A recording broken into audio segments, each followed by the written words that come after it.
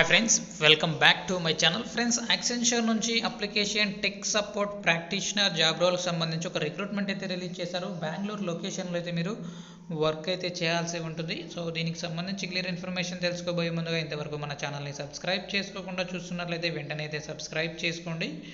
So minimum 2 years of experience ఉన్న వాళ్ళు మాత్రమే అప్లై చేసుకోవాలని ఇక్కడ ఇవ్వటం జరిగింది. అయినా సరే మీకు స్కిల్స్ ఉంటే కంపల్సరీ మీరు ట్రై చేయండి, ఫ్రెషర్స్ అయినా సరే.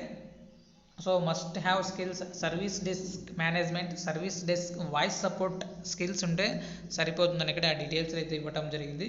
సో క్వాలిఫికేషన్ చూసుకున్నట్లయితే బ్యాచిలర్స్ డిగ్రీ చదువుకున్న వాళ్ళు ఎవరైనా సరే మీరు అప్లై చేసుకోవచ్చు.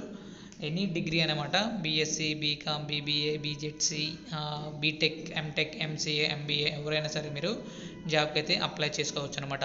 As an application tech support practitioner, you will act as an ongoing interface between the client and the system or application. So client సంబంధించి అంతేకాకుండా అప్లికేషన్స్ బేస్డ్ మీరు వర్క్ అయితే చేయాల్సి ఉంటుంది. You will be dedicated of quality using exceptional communication skills. So మీరు మంచి communication skills అయితే ఉండాలన్నమాట మీకు ఇంగ్లీష్లో. అంతేకాకుండా ఇంగ్లీష్ ఫ్లూయెంట్గా మాట్లాడగలగాలి, రాయగలగాలి.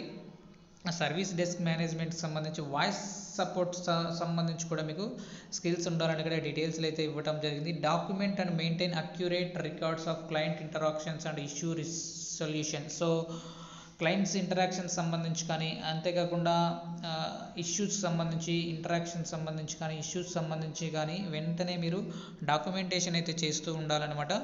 సో టెక్నికల్ స్కిల్స్ అయితే బాగా ఉండాలని ఇక్కడ డీటెయిల్స్ అయితే ఇవ్వడం జరిగింది. సో సర్వీస్ డెస్క్ మేనేజ్మెంట్ సంబంధించి కూడా మీకు స్కిల్స్ ఉంటే సరిపోతుంది అనమాట. Minimum 2 years of experience in service desk management అని ఇక్కడ క్లియర్గా మెన్షన్ చేయడం జరిగింది.